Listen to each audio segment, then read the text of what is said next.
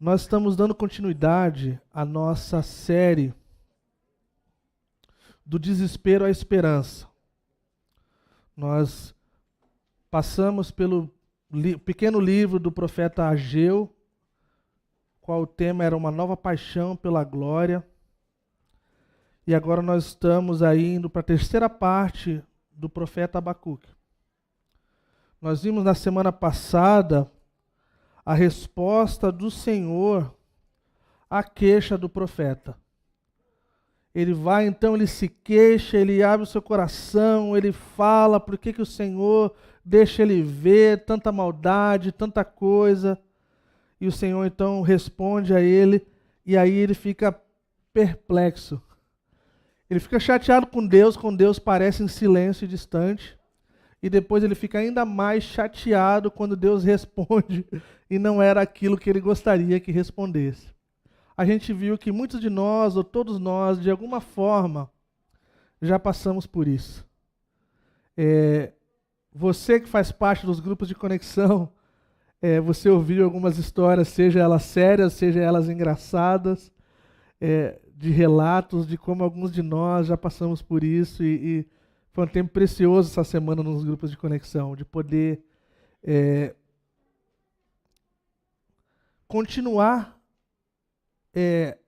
Para quem não sabe, o nosso grupo de conexão é os nossos pequenos grupos, né?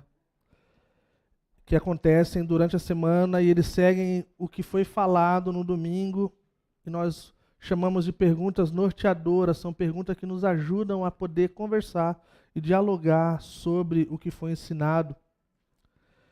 E aí então nós chegamos agora, terminamos no capítulo 2, versículo 1, mas nós vamos partir do versículo 1. Então, antes da gente seguir adiante, eu gostaria que a gente lesse versículos de 1 a 5 e nós orássemos, para que Deus, mais uma vez, age com graça conosco e ao nós abrirmos a palavra, Ele possa falar aos nossos corações. Abacuque, a partir do versículo 1 até o versículo 5, que diz assim: Ficarei no meu posto de sentinela e tomarei posição sobre a muralha. Aguardarei para ver o que o Senhor me dirá. E que resposta terei à minha queixa? Então o Senhor me respondeu: Escreva claramente a visão em tábuas, para que se leia facilmente. Pois a visão aguarda um tempo designado. Ela fala do fim e não falhará.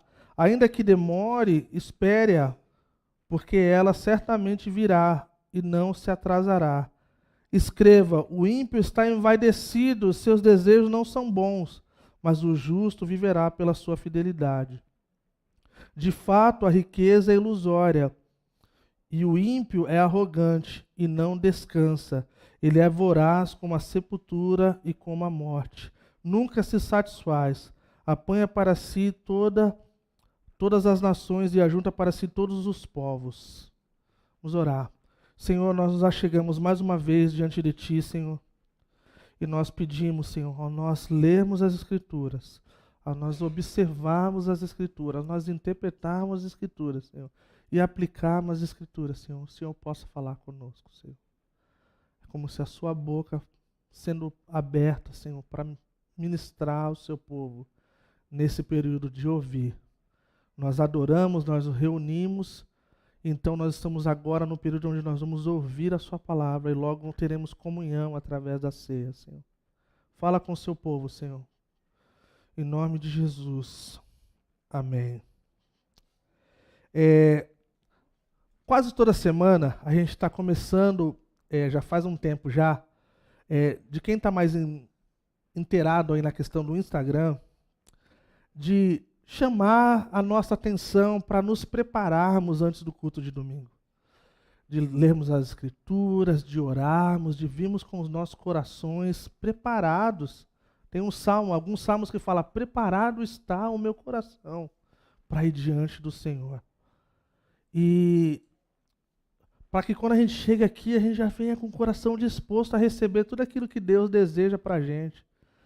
E de vez em quando tem algumas perguntas para nos ajudar a entender o texto. Nós temos encorajado os irmãos e as irmãs a lerem o texto antes. Uma das coisas incríveis acerca de ensinarmos as Escrituras da forma que nós fazemos, de forma sistemática, é de que no domingo que vem você sabe que passagem será ensinada. Então você pode ler, você pode escrever, você pode perguntar, você pode correr atrás e ver como vai ser, se você tem alguma dúvida, ter a sua dúvida aí sanada. E aí foi perguntado lá no Instagram quantos ai tinha no capítulo 2. Olha lá, a Júlia, já tem pessoal aí, já deu sorrisinho, que acertou quantos ai. Tem pessoal assim, ai pastor, não estou achando. É porque estava com uma versão diferente. Na linguagem de hoje não tem ai nenhum. Na NVT não tem ai nenhum. Na mensagem não tem ai. Na NVI, umas versões mais antigas, tem ai. Tá? Então, não tem esse negócio, ai de mim, não achei, coisa do... Não, é na NVI, nas outras versões. Então, nós vamos olhar para cada ai aí. E desde então, partindo desse começo, a gente possa entender que esse ai não significa coisa boa. Então a gente já parte desse pressuposto de que esse ai é um alerta, é uma chamada, é uma repreensão àqueles que não estão vivendo de acordo com o caráter e a natureza do Deus que os criou para ser diferente. Tá? Mas então, antes de nós chegarmos nos ai, só para quem acha que você está certo, não, eram 5, tá bom, pessoal? Quem só achou 4, assim, volta lá depois, fala, ó, pastor, achei o último lá. O último é pegadinha, tem que pular uns versículos para chegar no... Não tá diretão, tá? Mas isso é a forma que a gente pode adentrar ao texto, de poder observar, de poder olhar. E então, nessa primeira parte que nós lemos, do versículo de 1 a 5, a gente pode ver como introdução que a gente vê nesses 5 versículos 3 verdades centrais acerca do que está acontecendo aqui. A gente vê no versículo 1 um servo de Deus que está esperando a resposta de Deus. A gente vê uma postura correta. Em outras palavras, ele está falando assim, quer saber? Eu vou sentar aqui, eu vou ficar esperando aquilo que Deus tem para falar para mim, me responder acerca da minha queixa. Isso mostra uma observação incrível, de que a gente tem um Deus, que a gente tem convicção, que nos ouve e que nos responde. Então essa é uma convicção que ninguém pode tirar da gente diante dos dias de sofrimento. Quer saber? Deus está me ouvindo e Deus vai me responder. Então, quer saber? Eu vou sentar aqui como um sentinela e vou esperar. Então, a gente vê dessas 3 verdades centrais aí, a gente vê um servo esperando a resposta de Deus, uma visão revelada por Deus no versículo 2 e 3, e a gente vê um contraste entre o soberbo, né, e o orgulhoso e o justo no versículo 4 e 5. Então Abacuque fala desse propósito, ele mostra essa atitude apropriada do profeta que aguarda a resposta e dá graciosa resposta ao profeta. Deus responde. Deus não fica calado e nem distante, por mais que às vezes pareça. Quanto à visão, ele mostra que ela deve ser permanentemente relembrada. Não é uma coisa que é só assim, é um stories. Não, é algo que deve ser permanentemente relembrada, universalmente estendida e claramente divulgada. Olha que interessante isso. Então nós vamos ver sobre o contraste do soberbo e o justo, que ele diz que o soberbo e o orgulhoso, em seu coração, eles são como as pessoas que são insaciáveis. Eles nunca estão satisfeitas. Mas a gente vê que diante desse contraste, o justo confia na palavra. Ele vive pela fé na palavra. Ele é liberto da morte pela fé na palavra. Então a gente vai olhar para esses dois e a gente vai ver que lado a gente está, ou de que lado a gente quer ficar diante disso. Então vamos lá, vamos adentrar o texto então. Então a gente vê no versículo 2 e 3, versículo 1 a gente vê a postura do profeta em relação à espera, versículo 2 e 3 a gente vê a preparação para a resposta. Antes que a resposta venha, tinha que acontecer alguma coisa. Olha que interessante. Então o Senhor, versículo 2, então o Senhor respondeu: escreva claramente a visão em tábuas, para que se leia facilmente. Pois a visão aguarda um tempo designado, e ela fala do fim, e não falhará, ainda que se demore. Espere-a, porque ela certamente virá e não se atrasará. Então existe uma coisa interessante ao nós olharmos para o texto. Qual é a visão? Essa é a primeira pergunta que a gente faz quando a gente vai interpretar. Qual é a visão? O que é a visão? E é interessante como no meio evangélico a interpretação desse texto ela é levada a alguns extremos. Aqui, se eu pegar esse texto e falar assim, cara, Deus está me dando uma visão e está mandando eu escrever, a gente está olhando para uma coisa que não está no texto. A gente está olhando para uma coisa que não é a intenção de Deus para essa passagem, quando Abacuque estava escrevendo, 600 anos antes de Cristo.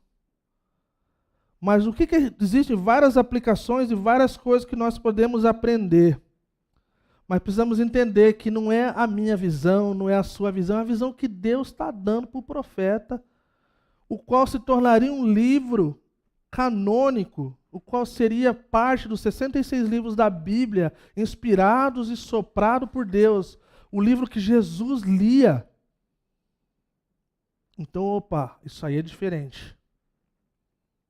Então, Deus está mandando ele escrever esse tempo de pergunta e resposta. Você que vai no retiro da Calvary, está acostumado com o tempo de pergunta e resposta. Nós queremos dialogar, nós queremos ver o que o pessoal está pensando acerca das coisas que está sendo ensinado. Aqui está rolando mais ou menos um pergunta e resposta. O cara vai lá e se queixa, faz a pergunta e Deus vai lá e responde. Então, primariamente, a mensagem que Deus está dando para Abacuque não era uma coisa só para ele.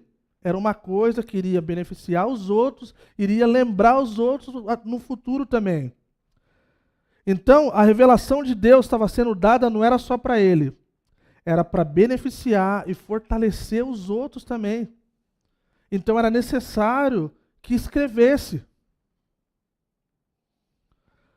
Interessante acerca dessa questão que, quando ele fala no versículo 3, que ele fala que, pois a visão aguarda um tempo designado, um tempo específico, fala de um fim que não falhará, ainda que demore, espera. Está falando de algo tão radical acerca do futuro, que naquela época, hoje a gente olha assim, a gente vê, porque a gente consegue olhar para as escrituras de ponta a ponta como uma história inteira. Mas naquela época, pessoal, algo acerca do futuro, a conquista da Babilônia, acerca de como seria um tempo depois, era uma coisa que não era algo que era fácil de imaginar. Era algo que estava prevendo sobre o futuro mesmo. Não era algo evidente naqueles dias que seria assim. Para a gente faz sentido, para eles não. Eles eram os primeiros ouvintes. Então o profeta tinha que fazer essa visão conhecida aos outros, para que quando isso acontecesse, eles falassem, não, isso foi falado antes. Isso foi predito antes. Isso não veio da cabeça do profeta Abacuque. Outra coisa interessante, como a gente tem falado constantemente do desafio de olharmos para um texto arcaico, né, extremamente antigo, e colocarmos diante dos nossos olhos de forma que faça sentido para a gente. nós não vivemos na época quando nós escrevemos em pedras, em tábuas, né? Então não requer muito que a gente pense que tábuas eram placas da época, eram outdoors da época. Era a forma que você mantinha o povo sabendo das coisas, como se fossem placas de sinal. Talvez nos estabelecimentos, talvez em casas, talvez em lugares religiosos. Então a gente vê essa questão que era uma coisa muito normal nos tempos antigos. Eles não tinham tecnologia como a gente tem hoje. Já tinha Mac na época, não tinha Windows, mas... Então, tipo assim, a gente lembra de Moisés recebendo a lei nas tábuas. Existe até essas fotinhas meme, né, dele com um tablet, né, tipo uma coisa assim, como seria nos dias de hoje, coisa do tipo. Mas lá no Sinai, quando ele recebeu as tábuas. E o reverendo Hernandes Dias Lopes, ele fala uma coisa interessante quando nós olhamos nessa perspectiva de quem está recebendo essa palavra do Senhor. Ele fala assim: o pregador ou o profeta deve fazer o que puder para fazer a palavra de Deus conhecida, fazê-la conhecida de todas as formas possíveis. Então esse era o desejo de Deus, que todas as formas possíveis, o qual a visão, a palavra que ele estava dando para aquele homem, Abacuque, para o profeta, fosse de forma fácil de se entender e rápida de se entender. Nós vamos falar mais sobre isso. Então Abacuque primeiro tinha que ver essa visão, ter um entendimento do que se tratava e assim poder passar para os outros. O pregador não pode fazer ninguém ver o que ele não vê. Então, eu falo nesse tom em relação a isso, gente, é que muitas vezes pode parecer, devido talvez à forma que alguns pastores e mestres se expressam, como se eles já tivessem vivendo tudo qual eles estão ensinando, ou como se já tivesse conquistado algo que você talvez não conquistou. Mas eu queria falar para vocês, essa semana para mim foi uma das coisas mais legais no meu ministério, acerca do estudo das Escrituras. Eu fui tomado de uma paixão diferente, gente, de olhar para um texto que não é difícil de se explicar. Ele é muito simples. Ele vai mostrar o contraste de coisas ruins e de como deveríamos viver, de coisas que já pertencem a nós e de coisas que nós escolhemos fazer. Mas ao me debruçar diante desse texto, por exemplo, eu fui diante de um livro muito antigo do Martin Lloyd-Jones. Ele levou 10 anos ensinando através do livro de Romanos. Existe uma coletânea, eu postei esses dias. Eu tenho uma coletânea que eu ganhei. E todos os meus amigos pastores, eles vão na minha casa, a primeira coisa que eu sei que eles vão comentar é da onde saiu aquele livro e se aquele livro tem como sair de lá. E eu poder olhar e falar assim, nossa, eu fui tomado por uma paixão pelo Evangelho, de novo, pela pureza do Evangelho, de novo.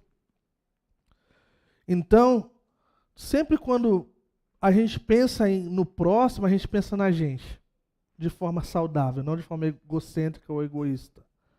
É de que nós não temos como dar aquilo que nós não temos.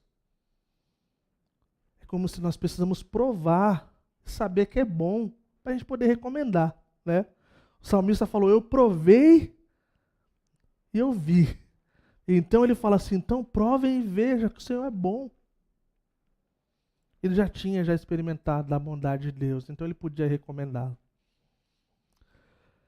Então, assim, aqui 3 explicações bem simples e bem comuns acerca dessa questão de escrever nas tábuas.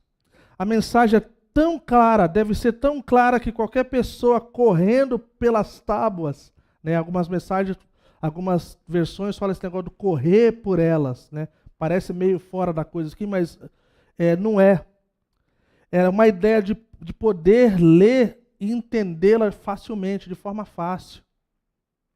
A mensagem deve ser tão simples que o leitor pode correr e proclamar aos outros o que aprendeu nas tábuas. A mensagem é tão clara que o leitor pode passar os olhos pelas tábuas com facilidade. E é isso que nós desejamos fazer. Não complicar as Escrituras. Tem um provérbio que fala que Deus fez tudo simples, mas os homens complicaram. Então, é um desejo nosso de vermos as Escrituras sendo expostas, assim como de forma como uma criança possa entender. E até o mais velho. Então a gente vê essa ideia de correr, a gente vê essa ideia de clareza, a gente vê essa ideia de rapidez, de fácil entendimento. Então é como se, em outras palavras, as palavras de Deus nos motivam, a quem lê, né, a se conformar com essa revelação divina. Tem outros salmos que falam sobre isso, né? Corro pelo caminho que os teus mandamentos apontam, pois me deste maior entendimento. Salmo 119, 32. Outro diz assim, o Salmo 59, refleti em meus caminhos e voltei os meus passos para os teus testemunhos. Então a gente vê essa questão com o caminhar, com o correr, com a facilidade. A menos que a linguagem das Escrituras seja clara o suficiente para introduzir luz espiritual, a palavra de Deus não beneficiará ninguém. Então Abacuque, ele é ordenado a ser claro em sua mensagem. Era urgente que o seu público tivessem as suas mentes e as suas vidas renovadas e reformadas pelas Escrituras. E aí nós seguimos adiante. Do versículo 4 a 8 a gente vê que Deus sabe lidar com os orgulhosos. Eu não quero gastar muito tempo em relação a todos esses pontos, mas eu gostaria de apontar-vos algumas coisas. A gente leu no versículo 4, né, que Deus manda escrever que o ímpio está envaidecido, seus desejos não são bons, mas o justo viverá pela fé, pela sua fidelidade. De fato, a riqueza, versículo 5, ela é ilusória, e o ímpio é arrogante e não descansa. Ele é voraz como a sepultura e como a morte, nunca se satisfaz. Apanha para si todas as nações e junta para si todos os povos. Todos esses povos um dia rirão dele com canções de zombaria e dirão: ai daquele que amontoa, o primeiro ai aí, ó. Ai daquele que amontoa bens roubados e enriquece mediante a extorsão. Até quando isso continuará assim? Não se levantarão de repente os seus credores? Não se despertarão os que fazem tremer? Agora você se tornará vítima deles, porque você saqueou muitas nações, todos os povos que restaram o saquearão. Pois você derramou muito sangue e cometeu violência contra terras, cidades e seus habitantes. Então a gente vê, pessoal, se você gostaria de anotar, eu vou dar aqui um, deixa eu achar aqui nas minhas,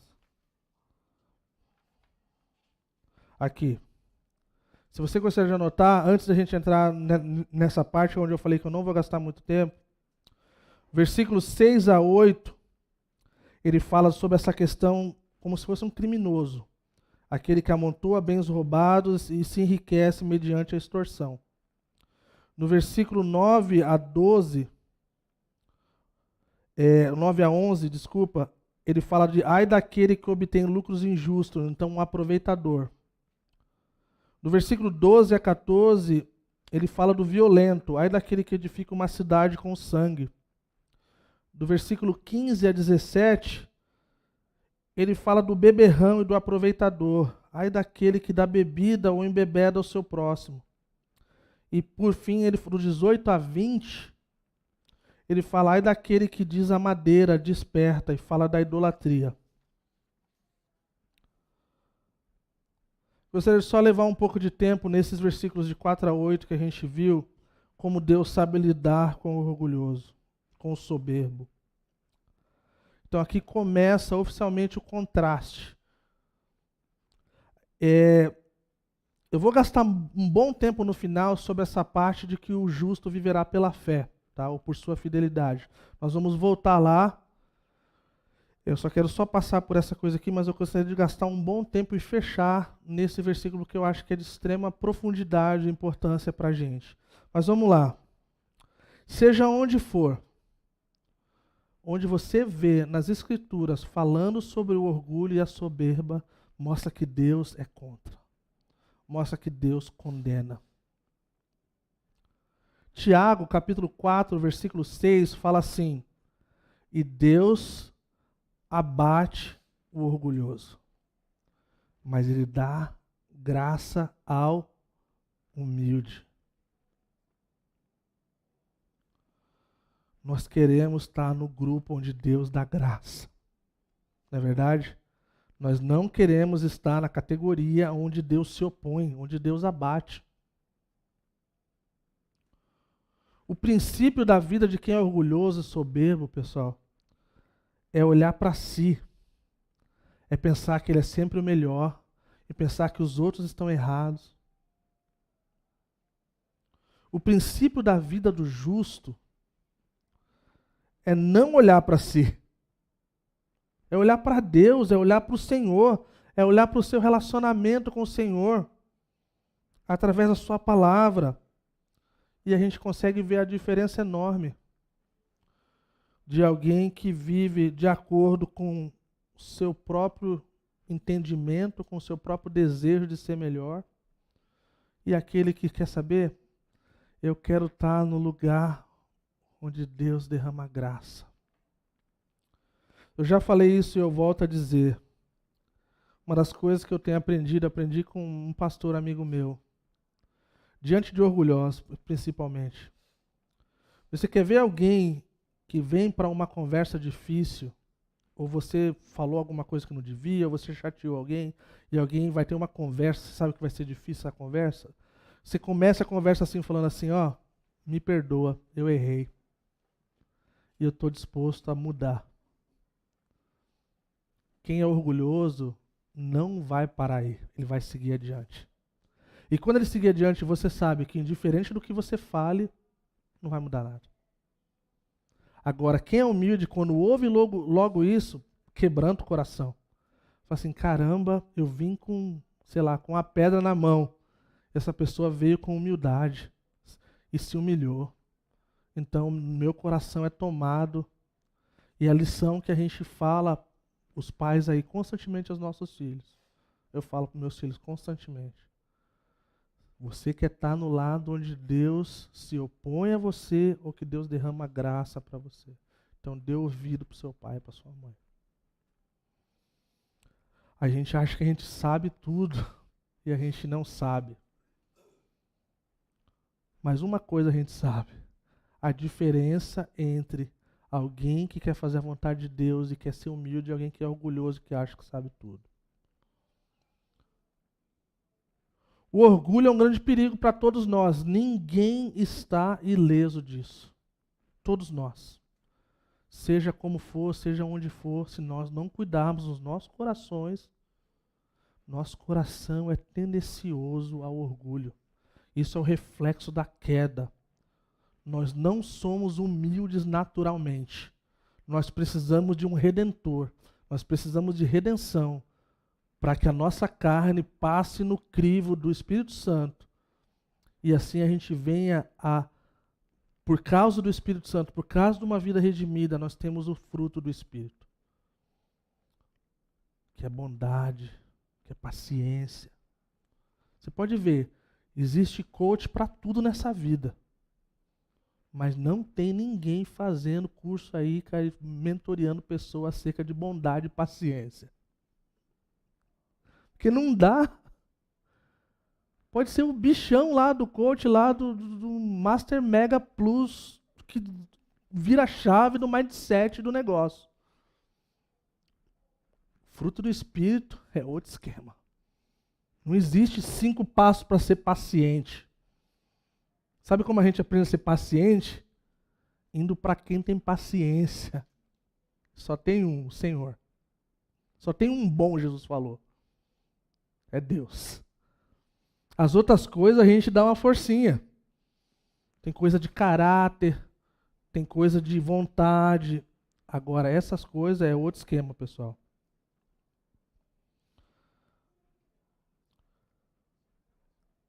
E aí então, só que um negócio que eu gostaria só de comentar e gostaria de pedir que vocês ficassem comigo, é que nessa parte que o justo viverá pela fé, ou por sua fidelidade, existe uma profundidade nessa declaração que eu acho que mexe com todos os outros ai.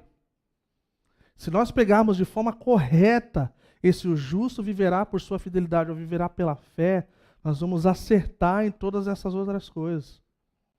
Porque nos mostra o nosso lugar e a nossa posição em Cristo. Quando nós não sabemos disso, a nossa tendência é irmos para o outro lado.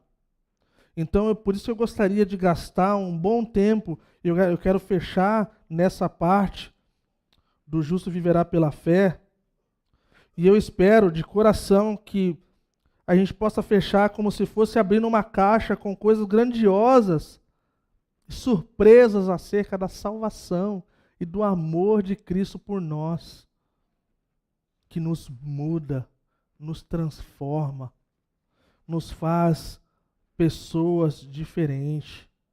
Amém?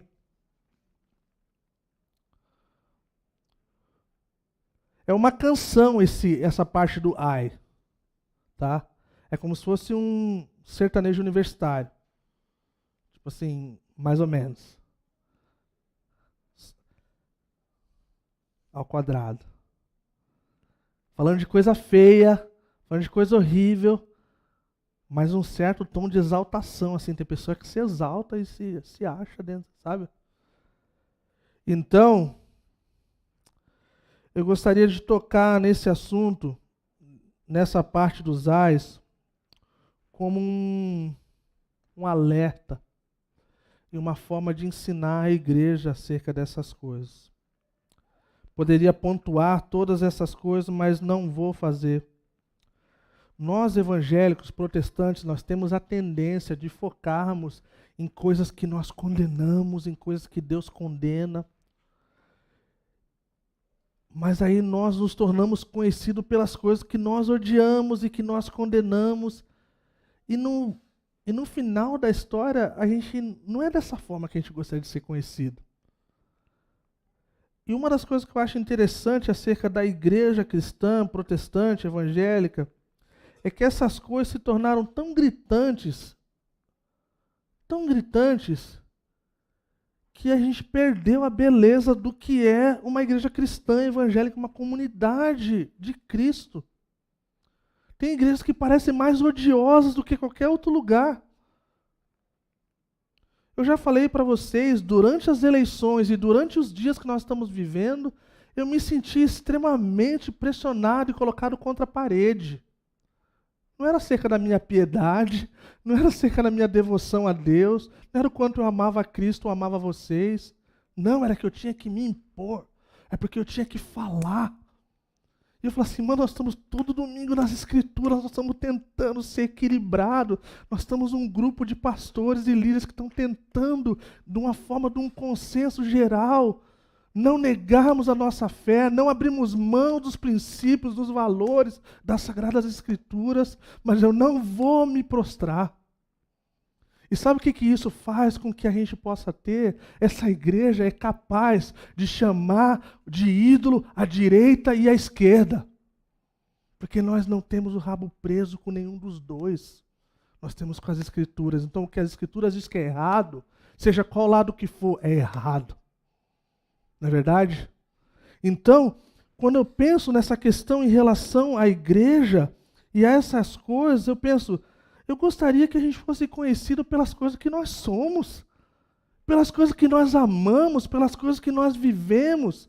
E nós não vamos abrir mão das coisas que a Bíblia diz que é errado. A gente vê esses ai daqueles, é uma coisa horrível, é uma repreensão divina. Deus está falando que é errado.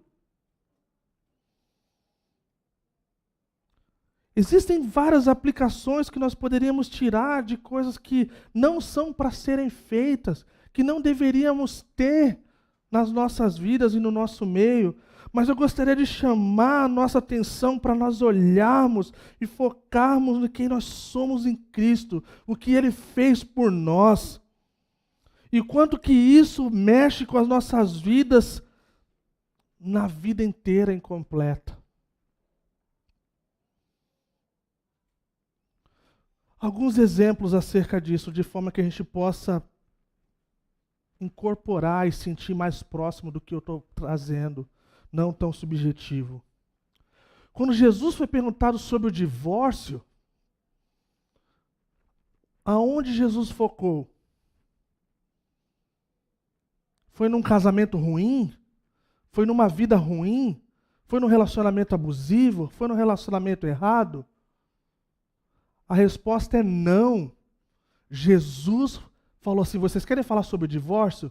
Peraí, vamos falar sobre casamento. Então ele vai lá e descreve o que é o casamento da forma como Deus criou. Porque se nós olharmos para o sentido contrário, nós vamos faltar com o que é verdadeiro. Nós precisamos saber o que é correto para poder olhar e saber o que é errado. Jesus então ele aponta lá para o começo da lei de Moisés e fala, não, Deus odeia o divórcio. Aí que ele fala que Deus odeia o divórcio. Não é por qualquer besteira, não é por qualquer coisa.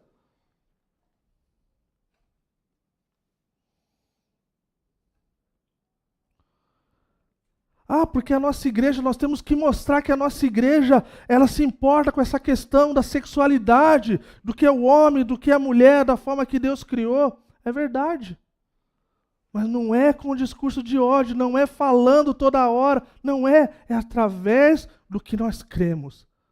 E quem faz parte dessa igreja, nós temos uma declaração de fé, e no ponto número 5 descreve claramente o que nós cremos como igreja. O que é essa igreja acredita nas Escrituras acerca do casamento entre um homem e uma mulher? Então nós não precisamos ficar toda hora remoendo. Nós precisamos ensinar o que é correto.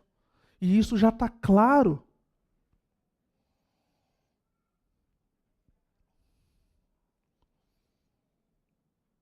Um exemplo muito próximo da gente são os grupos de conexão. Lá vem, mais uma vez vai falar sobre o grupo de conexão. Gente, quem não faz parte do grupo de conexão agora é a minoria. E nós vamos buscar vocês, tá? Os olhos do Senhor estão sobre todos vocês, brincadeira. Nós poderíamos descrever os grupos de conexão como aquilo que nós não cremos e não somos. E várias igrejas fazem isso. Não, porque a nossa igreja, nós não temos célula, nosso grupo não é para controlar as pessoas, o nosso grupo não é para multiplicar, o nosso grupo não é para ter o líder lá e encher o seu ego, que aí ele vai aumentando, vai subindo de cargo, aí ele é o líder do grupo, depois ele vira o apóstolo. Nós não temos nada disso, né? Mas para mim é muito mais fácil, muito mais relevante apontar que o grupo de conexão faz parte de um propósito maior dentro daquilo que Deus está nos chamando como comunidade. A nossa declaração de missão como comunidade é que a Calvary Curitiba ela existe para conectar as pessoas com Deus, conectar as pessoas umas com as outras e formar uma comunidade de missão. Então, para que serve o nosso grupo de conexão? Para conectar as pessoas umas com as outras. Então, você quer fazer parte, você quer se conectar com o povo de Deus? Está aqui uma ótima oportunidade. Acontece de terça a quinta e sábado. Terça a sábado. Você está entendendo? Então, nós queremos ser conhecidos por conectar. É uma oportunidade de que você está desconectado, você ir receber vida. Você vai conhecer outras pessoas diferentes, você vai ouvir a palavra de novo, você vai receber oração, você vai orar uns pelos outros. Ao invés de nós ficarmos falando que nós não somos isso, que nós não cremos nisso, que nós não somos aquilo, isso aí vai acontecer consequentemente. Pode ter certeza. Mas é muito mais importante para a gente estarmos focados no que nós somos. É muito melhor. É muito melhor. Quando nós olhamos para a nossa posição em Cristo, Cristo não nos coloca na categoria de filhos e filhas pelas coisas que nós éramos e fazíamos. Ele nos coloca como nós somos, filhos e filhas. Você já percebeu? Você já percebeu que nós não precisamos ensinar as nossas crianças a mentirem? Se você nunca pensou nisso, você precisa pensar. Os pais aqui de criança pequena, cara, tem tipo eu tenho que cuidar do jeito que eu falo, né? Fala que tem tipo assim, a gente não acredita que criança fica endemoniada na Calvary, mas fica semi. Mano, tem um bicho ali que assim, cara, que sopra algum negócio, assim, as crianças... Gente, eu tenho um exemplo na minha família, gente. O ser humaninho não sabia nem andar direito. Não é nenhum dos meus filhos, tá? E aí o que acontece? Eu falava assim, ó, não pode mexer no negócio ali, cara. Aprendendo a andar, gente. E assim, ó, ir em direção ao lugar e olhando para trás para ver se eu estava vendo, gente. Eu falei, não, vou fazer esse negócio direito para ter certeza que eu vou poder usar esse exemplo num domingo, uma vez. E umas 3 vezes, gente. Um ser humaninho assim, desse tamanho, querendo dar um balão no pai aqui. Mas o que a gente precisa ensinar para os nossos filhos? Eu não preciso ensinar aos meus filhos que não pode socar um outro. Porque eles já nascem já socando um outro, mano. Talvez de vocês não fazem isso, talvez. Desculpa aí, Marqueto. Não, eu tenho que falar, cara, quando a gente ama uns aos outros, quando a gente se importa com o nosso irmão, com a nossa irmã, a gente ama, a gente protege. A gente se coloca na frente, a gente não deixa nada tocar neles ou nelas. Isso já vem. Então isso faz parte dessas coisas que eu estou falando. A nossa identidade é muito melhor do que as coisas que as outras coisas não devem nos definir, de forma alguma. Especialmente se elas fazem parte do nosso passado. Então, o que quer dizer essa declaração de que o justo viverá pela fé? Essa é uma pergunta que nós devemos fazer. Mas vamos olhar rapidinho, tá? Rapidinho. Para essa questão dos ai aí. Então a gente viu lá no versículo 6 a 8, ai daquele que amontoa bens roubados e se enriquece, a extorsão. Não tem muito o que se falar acerca disso, gente. Esse tipo de pessoa existe em todos os lugares. Essas pessoas são impressionantes. Tem gente que vive disso. Tem gente que é trambiqueiro. Parece que é nem Judas, nasceu desse jeito. Mas o que a gente pode aprender com isso? A gente pode aprender o que Jesus falou. Quando Jesus entra na nossa vida, lembra do homenzinho torto, que tinha uma casa torta, que andava todo torto? Quando Jesus chega no negócio, as coisas endireitam. Então Jesus fala, aquele que roubava não rouba mais. Esse é o fluxo natural de quem tem um encontro com Cristo. Fala assim, você era coletor de impostos, agora você não vai ser mais. Agora eu vou te mostrar um caminho melhor. E nós então aprendemos o que não é natural. Olha que interessante, nós aprendemos o que não é natural. A nossa carne, os nossos desejos nos levam para longe daquilo que Deus deseja para a gente, devido à queda. Então nós precisamos do Espírito Santo. No versículo 12 a 14,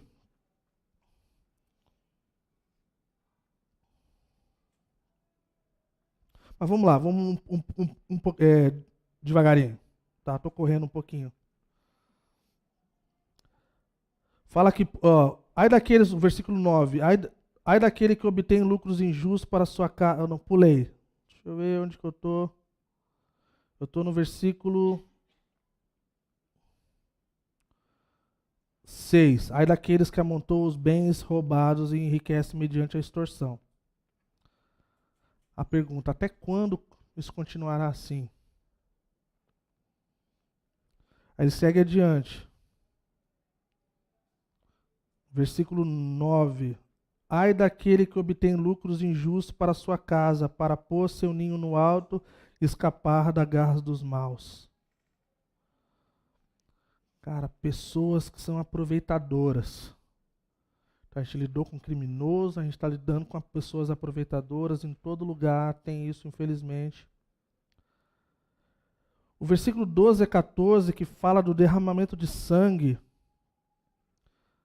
é uma das coisas que para a gente é muito fácil de se relacionar com a violência. A violência impera em vários lugares. Que bom saber que Deus condena. Que bom saber que o nosso príncipe não é da guerra, é da paz. Não é da violência, é do amor. E que nada disso passa despercebido diante dele. Versículo 15 a 17 mostra uma coisa que é terrível e que acontece muitas vezes. Pessoas se aproveitando das outras, com bebida, com droga, com todas as outras coisas, se aproveitando de situações, se aproveitando da fragilidade, da vulnerabilidade. E aí então, do versículo 18 a 20, a gente vê essa questão que fica muito nítida, essa questão da idolatria. Como é que você fala para a madeira? Desperta, né? E aqui eu gostaria de dizer que nós sempre pegamos pesado com quem é idólatra de estátua ou de imagem. E aqui fica claro que é isso mesmo aqui. Mas eu gostaria de estender um pouco para a gente, para nos colocar no nosso lugar devido. Nós somos cheios de ídolos que não são estátuas. Nós somos cheios de coisas que nós idolatramos e veneramos mais do que deveríamos. E então, quando nós nos deparamos com isso, a gente tem uma voz agora sabendo disso, de um ai. O William Wilberforce, num tempo bem antigo aí na antiga Inglaterra, ele foi usado para acabar com a escravidão. Ele era um homem cristão, influente no governo, e ele tem uma frase muito famosa, que fala assim: você pode dar as costas e virar e seguir adiante, mas você jamais poderá dizer que não sabe mais. Porque agora você tem consciência, agora você ouviu, você sabe. E não tem como dar as costas e dizer que eu não sabia, agora eu sei. Então nós temos consciência das coisas, então isso torna uma coisa totalmente diferente. E eu gostaria então agora de focar numa das coisas que mais mexeram comigo essa semana, que eu falei, que é acerca do Evangelho. Então, o justo viverá pela fé. O justo viverá por sua fidelidade. O que significa essa declaração? Uma pergunta importante. A gente vê isso sendo citado, essa mesma frase de Abacuque no Novo Testamento em vários lugares. A gente vê o apóstolo Paulo nas suas cartas magna, que é a carta de Romanos, o qual ele gasta tempo explanando essa questão. No capítulo 1, ele já começa no versículo 16 e 17. A gente vê em Gálatas. Então vamos lá, Romanos 1, 17, a gente vê em Hebreus 10, 38, a gente vê em Gálatas 2, 20 e Gálatas 3, 11. O justo viverá pela fé. O que isso quer dizer? Que todo cristão tem um chamado a viver pela fé. Ah, mas como é que funciona isso? Vamos abrir em Hebreus capítulo 11, versículo 1, qual muitos de nós já sabemos até de cor. Hebreus capítulo 11, versículo 1, que diz assim: Ora, a fé é o firme fundamento das coisas que se esperam e a prova das coisas que não se veem. Opa, o justo viverá pela fé. A fé é a certeza, é o fundamento das coisas que se esperam e a prova das coisas que não se vê. Opa, agora não ajudou esse negócio. Como é que fica? Esse texto está falando de uma das doutrinas mais importantes do cristianismo, que é a doutrina da justificação. É um termo teológico extremamente difícil de se entender quando ouvimos a primeira, a segunda ou muitas vezes, porque não faz parte do nosso vocabulário, a não ser quando nós brincamos de alguém estar querendo se justificar, né? Então eu gostaria de chamar a nossa atenção para uma das coisas que eu amo fazer e falar e repetir, é que o futuro da igreja está no passado. James K. Smith fala isso. Quanto mais nós queremos olhar para o futuro, nós precisamos olhar para o passado, olhar para os irmãos e para as irmãs do passado, olhar aos escritos do passado. Então, se você abrir um livrinho chamado Catecismo Nova Cidade, o qual nós amaríamos que toda a igreja pudesse ler, e possivelmente vai fazer parte do próximo Connect, porque é uma formação básica da fé cristã. Se você for na pergunta 32, na primeira parte, para quem está seguindo a gente no Instagram, toda segunda-feira tem sido postado uma pergunta e uma resposta do Catecismo Nova Cidade. Acho que nós estamos na pergunta número 10, então um dia a gente chega na 32. A pergunta 32 do Catecismo Nova Cidade fala assim: o que significa justificação?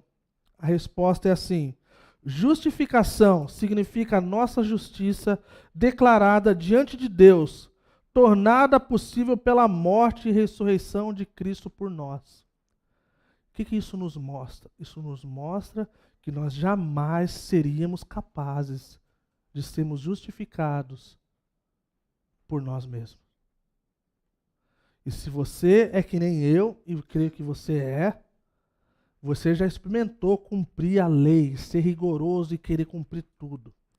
A lei existe para nos mostrar que nós quebramos a lei. É para isso que a lei existe. A lei é para nos mostrar que nós não somos perfeitos. Mas através da morte e ressurreição de Cristo, aquele que foi capaz de cumprir com a lei, de cumprir todos os trocentos mandamentos que a lei era colocada diariamente, Jesus cumpriu todas elas, para que eu e você pudesse ser justificado. Então ele paga o preço para que a gente não precise pagar.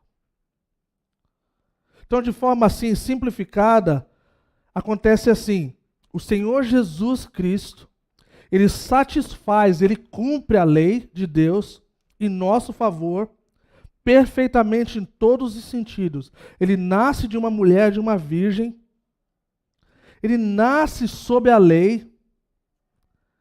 E tendo assim, então, nascido sob a lei, ele presta, então, essa perfeita obediência a toda a lei. Ele cumpre cada ponto e cada vírgula. Ele não falha em nenhum aspecto. Ele cumpre a lei de Deus de forma perfeita e absoluta. Ele se envolve com essa pena imposta pela lei e todos os pecados vêm sobre os seus ombros. E pela primeira vez ele experimenta o que é estar separado do Pai. Ele fala: meu Deus, por que me abandonaste? Isso não fazia parte do vocabulário de Jesus Cristo. Porque ele tinha frequência alta toda hora, ali direto com Deus. Então ele toma essa pena da lei, mas ele honra completamente a lei. E não há mais nada que a lei possa exigir dele, porque ele já cumpriu tudo. Ele pagou, ele satisfez tudo. Então, é que o Evangelho anuncia que Deus o enviou Jesus para fazer isso. É um meio que Deus utiliza para a salvação que agora Ele nos dá. E ao cremos em Cristo, a justiça do próprio Cristo, o Senhor Jesus Cristo, é nos imputada. E esse termo quer dizer que significa que Ele põe em nossa conta. Ele acredita em nossa conta a justiça de Jesus Cristo. Deus cancela as nossas dívidas. O escrito de dívida que era contra eu e você é rasgado. Ele acredita toda a perfeição e toda a justiça de Cristo em nosso favor, nos adornando com a justiça dele mesmo. Assim nós podemos ficar de pé na presença de Deus. Então o apóstolo ele quer dizer quando ele declara, porque nele a justiça de Deus é revelada. Então quando Cristo olha para mim e para você, ele olha como pessoas justas. Essa é a nossa posição em Cristo. Quando ele olha para mim e para você, ele olha como alguém que foi pago um alto preço, o qual nenhum de nós teríamos capaz de ter pago. Isso é o Evangelho.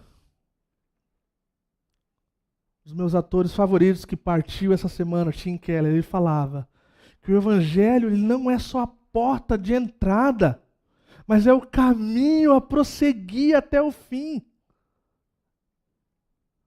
Nós falamos, precisamos pregar o Evangelho para quem é perdido, precisamos pregar o Evangelho para quem é achado. Porque o Evangelho nos mostra que as nossas obras não são suficientes e capazes de nos levar a esse lugar de estarmos justificados.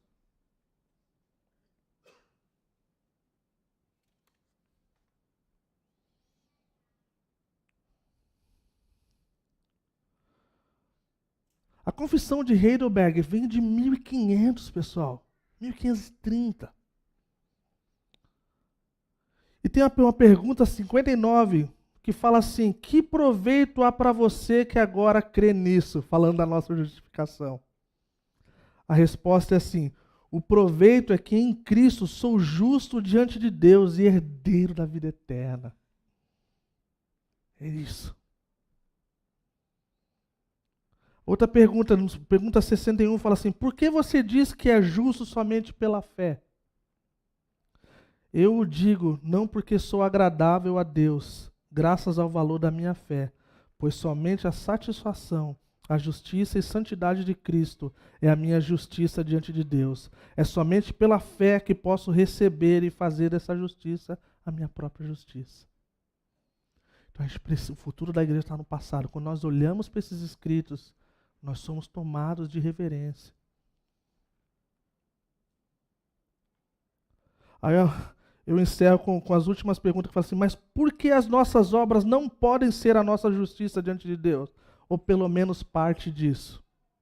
Porque a justiça que pode subsistir diante do juízo de Deus deve ser absolutamente perfeita e totalmente de acordo com a sua lei, enquanto até mesmo as nossas melhores obras nessa vida são todas imperfeitas e contaminadas com o pecado.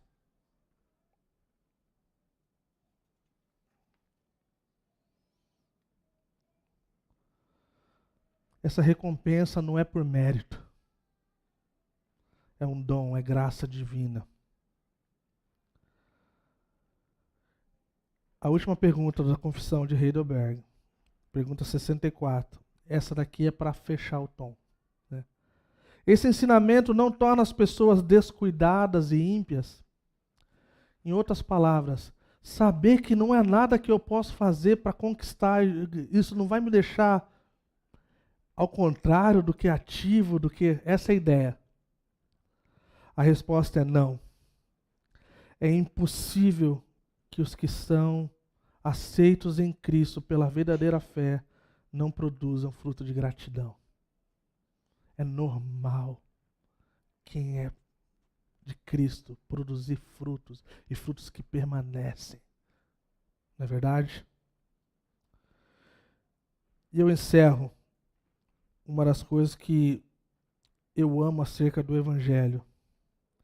É que o Evangelho, ele é capaz de nos levar desse lugar de perdição, de um lugar de sermos encontrados, de sermos transformados. O apóstolo Paulo fala de sermos transformados, as nossas mentes transformadas. Nós estamos indo numa direção e nós então viramos e mudamos de direção. Nós precisamos olhar que o viver pela fé, o apóstolo Paulo, lá em Romanos capítulo 1, versículo 16, antes dele falar do justo viver pela fé, ele fala assim: eu não me envergonho do Evangelho. Porque o Evangelho é o poder de Deus para a salvação, que é revelada em mim.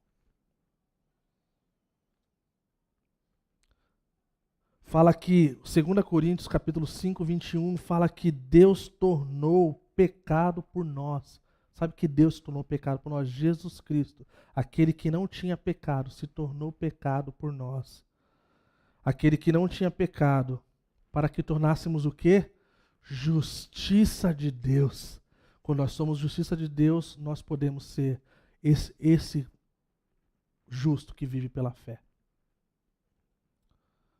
E eu termino com as palavras de encorajamento para todos vocês. Que diante dessa verdade, de sermos justificados pela fé, de termos as nossas vidas no lugar correto, de que não é por obras que nós somos justificados, mas as obras fazem parte de quem vive para Cristo e ama Cristo, que não éramos capazes de cumprir a lei, nós precisamos entender que viver pela fé, além de crer nessa realidade de Cristo, nós precisamos entender de tudo que nós fazemos. Sabe aquele conceito antigo de só quem vive pela fé são os missionários e o pastor? A gente precisa mudar.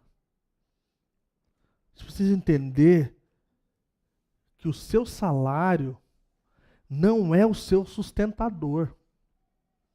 Que o seu salário não é o seu provedor.